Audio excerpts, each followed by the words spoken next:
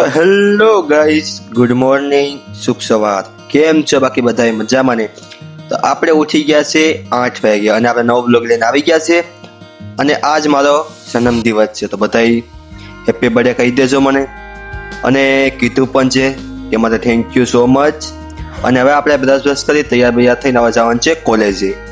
અને પાછો આપણો જન્મદિવસ હતો એટલે અમારે તૈયાર ફૂલ થવું પડે એટલે પેલા તો હમણાં તૈયાર થઈ ગયા અને પછી લઈ લીધું બેગ આપણું, કારણ કે કોલેજે ભાઈ જવું પડે. જન્મદિવસ ભલે હોય પણ જવું તો પડે જ.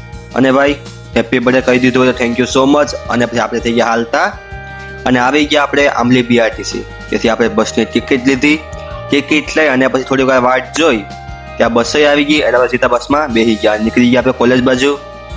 અને કોલેજમાં આવી અને બોક્સ ખોલ્યું તો ચોકલેટો ખાલી, એક જ ઝટકામાં બધી ચોકલેટ ખાલી થઈ ગઈ. અને મજા પણ આવી ગઈ હતી, કારણ કે બધી ભાઈબંધોએ હેપી બર્થડે કીધું અને દિલથી મજા આવી ગઈ હતી. પછી અમે ક્લાસ ભરી લીધો, ત્યાં પડી ગઈ રિસેસ, એટલે કે બ્રેક પડી ગઈ. બ્રેક પડી એટલે હું મારા ભાઈબંધો બધા અમે ગયા હાલતા ગાર્ડન બાજુ. અને હસી મજાકથી બહુ મજા પણ આવી, કારણ કે ભાઈબંધો ભેગા અલગ જ મજા આવે. અને થોડીક વાત થાય તો અમે પૂગી ગયા ગાર્ડનમાં અને ત્યાં ઘડીક રેખડાય પણ. અને ગાઈઝ, આ આપણો બર્થડે છે તો માટે સબસ્ક્રાઈબ કરી દેજો આપણા માટે પ્લીઝ.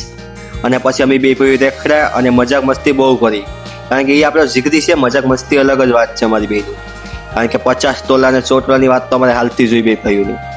અને થોડીક વાર રેખડાયા હતા, બ્રેક પણ પૂરી થઈ ગઈ એટલે હું ને મારો ભાઈ પછી નીકળી ગયા કોલેજ તરફ.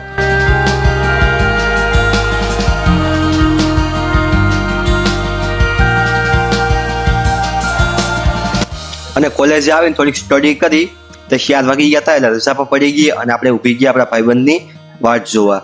અને બે બાજુ બ્લુટૂથ લગાવ્યા હતા અને વાળ સેટ કરવા માંડ્યા, પણ ઈ તો આવ્યો નહીં એટલે પછી આપણે એકલા હાલતા થઈ ગયા. કારણ કે આપણે જવું હતું ઇસ્કોન, કારણ કે સવારમાં આપણે મોડું ઉઠાણું હતું એટલે ઇસ્કોન જવાય એમ નહોતું.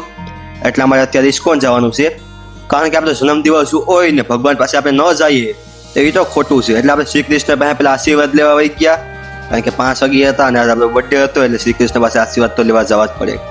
અને આપણી જિંદગીમાં હવે આગળ સારું થાય તો વધુ સારું, એટલે અમે પેલા આશીર્વાદ લેવા આવી ગયા અને આપણે પૂરી ગયા ઇસ્કોન મંદિરે.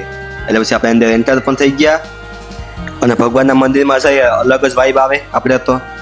એટલે સુખ શાંતિથી પેલા અંદર વહી પણ ગયા અને ભગવાન પાસે પ્રાર્થના પણ કરી કે આપણે આવનારી જિંદગી સારી અને સફળતાપૂર્વક નીકળી જાય.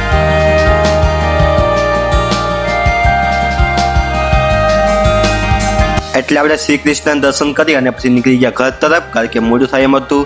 અને પછી આપણે આવી ગયા ત્યારે ઇસ્કોન બીઆરટીસી, ત્યાંથી ટિકિટ લીધી. ટિકિટ લઈને થોડીક વાર વાટ જોઈ, ત્યાં બસ પણ આવી ગઈ એટલે બસમાં બેસી ગયા. અને થોડીક વાર વાટ જોઈ ત્યાં પાસે આપણે આવી ગયું આંબલી સ્ટેશન. ત્યાં આંબલી સ્ટેશને આપણે ઉતરી ગયા. અને ભાઈ પ્લીઝ સપોર્ટ કરી દેજો, સબસ્ક્રાઈબ કર્યા વગર જાતા નહીં. બાકી જય દ્વારકાધીશ, હર મહાદેવ.